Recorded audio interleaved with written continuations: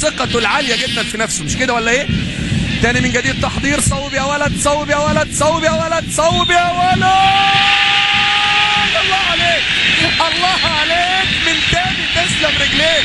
بص شوف وليد سليمان بيعمل ايه، بص شوف وليد سليمان والله عمل اللي عليه. قلت لكم ثنائيات، ثلاثيات، مثلثات، مربعات من الشبكة، في الاخر قال له هات 2-0 النادي الاهلي. انتشار 4 مقنعة في الوقت المناسب في مكان مناسب، عاملها ثلاثية الباسكت. يا جماله يا جماله، ثلاثية باسكت بالاقدام حطها له على ذكر الانتصار الغالي لمصر والوصول لكأس العالم.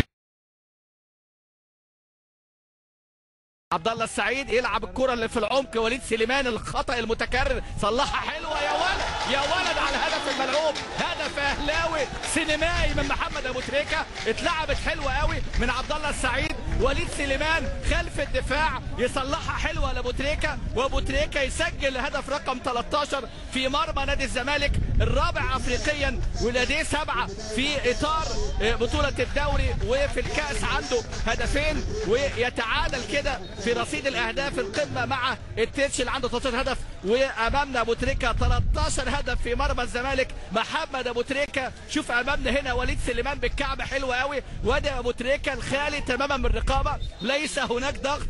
الدفاعات الزملكاويه يعني هنا في هذه المباراه وكما هو معتاد في اللقاءات الاخيره. وبص شوف ابو تريكة، وبص شوف وليد سليمان بكعبه حلوه، وابو تريكة في الزاويه صعبه على عبد الواحد السيد، لكن جمله حلوه قوي، هدف سينمائي اهلاوي. اللمسه الحلوه كانت من عبد الله السعيد، التحرك الاروع من وليد سليمان، واللمسه الاخيره والتسديد. وادي امامنا هنا يعني